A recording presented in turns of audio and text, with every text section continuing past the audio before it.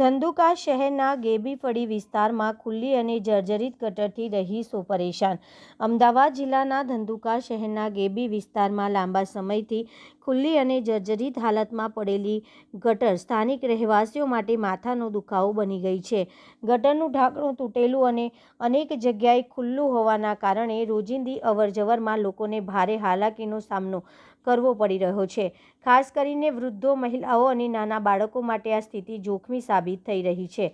ગટરમાંથી નીકળતી દુર્ગંધ અને ગંદકીના કારણે આસપાસનું વાતાવરણ અસહ્ય બન્યું છે, જેથી રોગચાળો ફેલાવાની પણ ભીતિ સેવાઈ રહી છે। સ્થાનિકોના જણાવ્યા મુજબ ગટર ખુલ્લી હોવાના કારણે રાત્રિના સમયે અકસ્માત, ઘણીવાર લોકોના પગ પણ લપસી જતા બચી ગયા હોવાના બનાવો સામે આવ્યા છે। આ મુદ્દે અરજદાર મયુદ્દીન મોદન દ્વારા નગરપાલિકા તંત્ર સમક્ષ અનેકવાર લેખિત રજૂઆતો કરવામાં આવી છે। તેમણે જણાવ્યું હતું કે વારંવાર રજૂઆતો છતાંય તંત્ર તરફથી કોઈ અસરકારક કાર્યવાહી કરવામાં આવી નથી। અમે લેખિતમાં અરજી કરી, મૌખિક રજૂઆત પણ કરી, છતાં પાલિકા તંત્ર માત્ર આશ્વાસન આપીને કામ ચલાવે છે, એમ તેમણે આક્રોશ વ્યક્ત કર્યો હતો। લોકોનું કહેવું છે કે નાની મોટી બાબતોમાં તાત્કાલિક દંડ વસૂલ કરતી નગરપાલિકા નાગરિકોની મૂળભૂત સુવિધા જેવી કે ગટર વ્યવસ્થા સુધારવામાં ઉદાસીનતા દાખવી રહી છે।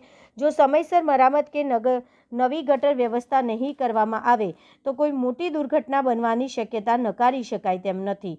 ગેબીફળી વિસ્તારમાં નાગરિકોએ તંત્રને તાત્કાલિક સ્થળ પર મુલાકાત લઈ ખુલ્લી અને જર્જરિત ગટરની મરામત કરાવી સુરક્ષિત વ્યવસ્થા ઊભી કરવાની માંગ ઉઠાવી છે। હવે જોવાનું એ રહ્યું કે નગરપાલિકા તંત્ર લોકોની આ વ્યાજબી માંગ પર કેટલા સમયમાં પગલાં લે છે। Reporter CK Barad.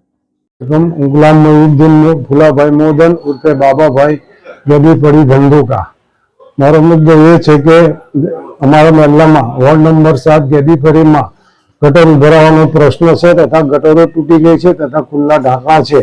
માટે આ બાબતે મેં અમારા વોર્ડના સભ્ય શ્રી DK દેસાઈ ફોન કરે, છેલ્લા 5 મહિનાથી હું ફોન કરું છું વારંવાર, તે છતાં આજ સુધી DK કોઈ ધ્યાન નથી આપ્યું। ત્યારબાદ હું જગદીશભાઈ ના ઘરે ગયેલો, એમના મિસિસના જોડે વાત કરી તો એમને બી કોઈ ધ્યાન નહીં આપેલું। આ બાબતે મેં નગરપાલિકામાં 2021માં એક અરજી આપેલ, ત્યારબાદ નગરપાલિકામાં 25/7/24ના રોજ એક અરજી આપેલ, ત્યારબાદ મેં 2 રિમાઇન્ડર કરે, 17/8/24 અને 16/10/24ના રોજ 2 રિમાઇન્ડર કરે।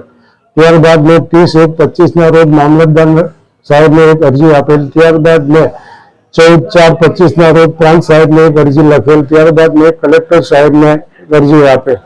આજ સુધી આ બાબતનું કોઈ હજી સુધી ગટરનું કોઈ નિરાકરણ થયું નથી।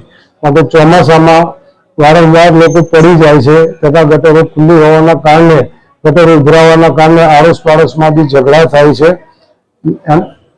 અને આ બાબતે જો ટૂંક સમયમાં કામ ચાલુ કરવામાં નહીં આવે તો અમે મહિલાવાળા આંદોલન કરશું અને DK નો વિરોધ કરશું।